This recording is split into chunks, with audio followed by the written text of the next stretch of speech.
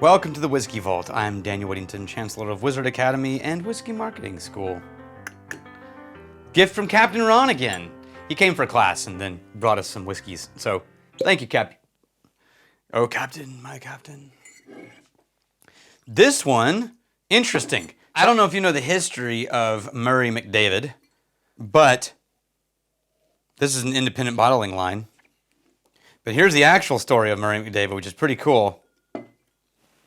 1994, Murray McDavid is an independent bottler using a lot of interesting casks to do extra maturation specialty releases like this one. You know, this is a mystery malt. We don't know where it came from. And it's from the series called The Art of Maturation.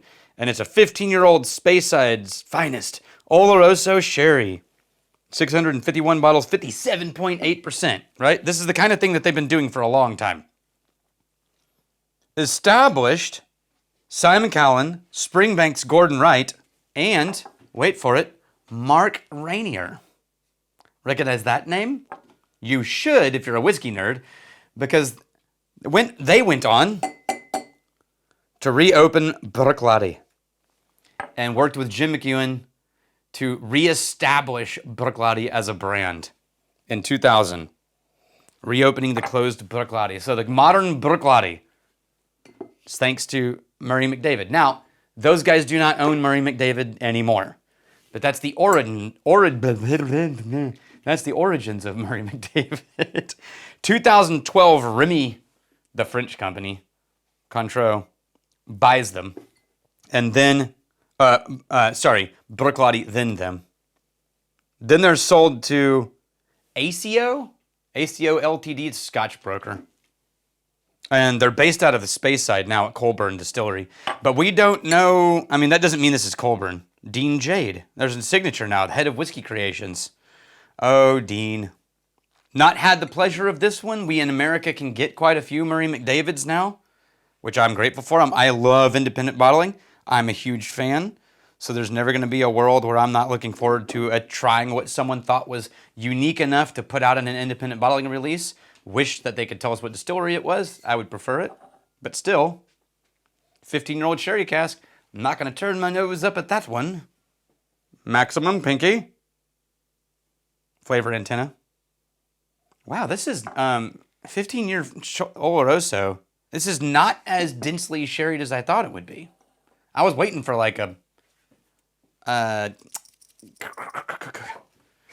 what's my mind's going blank on the Glen.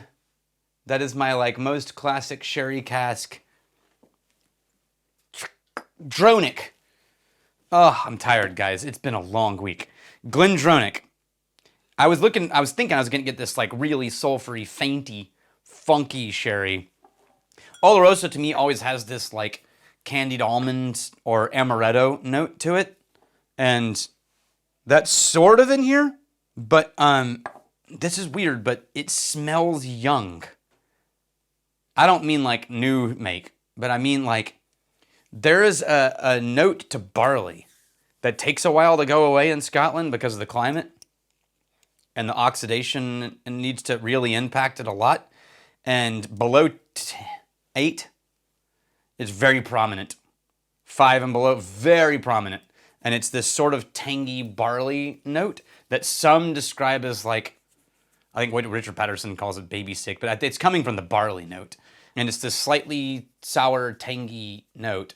And it eventually goes away or it's buried in cask finishing. It's still here in this one, even though it's 15 years old. If I was smelling this, I would never have guessed 15. I would have guessed 10. I like it. It's got that classic almond / fruit / but the barley note is no joke. I'm going to bet whoever the new make is, it's some serious wide cuts.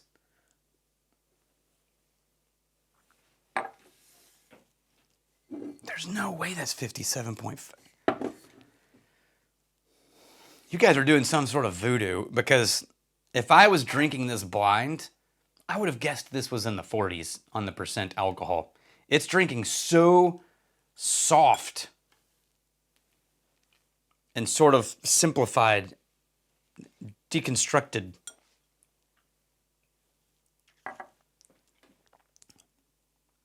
It's nice.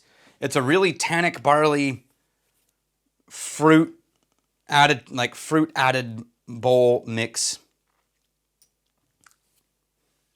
I'm going to add a little water to it just to see what happens. This one's freaking me out a little, because all of my senses are making me feel like either today I am very broken, because I'm not smelling 15, I'm not tasting 15, I'm not tasting dominated sherry for something that's 15 years in a sherry butt. How used is that cask, is my question. It is oily. Oh, they got some tasting notes I just saw down here. Cinnamon bun, orange jelly, raisin. I mean, I could get that bready pastry note. Absolutely. Little cinnamon, maybe for the spiciness. Raisin, orange jelly. You know what? I'm not getting the orange jelly, but I could see this. I could see the raisin. Like in the U.S., when you were a kid, your mom, if you were a certain era, always dropped Sun-Maid's raisin square cardboard boxes into your lunchbox. I could definitely see that. And they say on the palate, stewed fruit, creamy cigar and spice. I only get the fruit and a slight dryness that I guess we could interpret as spice. Aftertaste, oak, mocha, oil. I don't know. 500 liter sherry butt. Old school whiskey maturation. Dean Jade. What a name. Head of Whiskey Creations, Dean Jade. Man, it's like a Bond character. Like, the name's Jade. Dean Jade. How are you not like a rock star instead? Or like, I don't know, like a fashion icon. You created your own fashion line. The Dean Jade line, available. What a name. What a great name. Daniel Whittington is a pathetic name compared to Dean Jade. Yeah, you're a Bond villain making whiskey. I like it. But it's not in any way what I'm expecting from reading the ingredients. Not sure what to do with that. It's good, but it's freaking me out, man.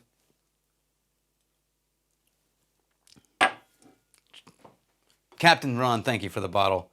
Dean Jade. The name's Jade. Dean Jade. Cheers to you guys. I'm really glad you're here.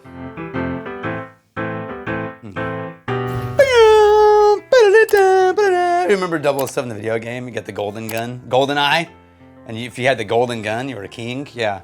If you remember that, you're the right age to be watching this channel. Like and subscribe.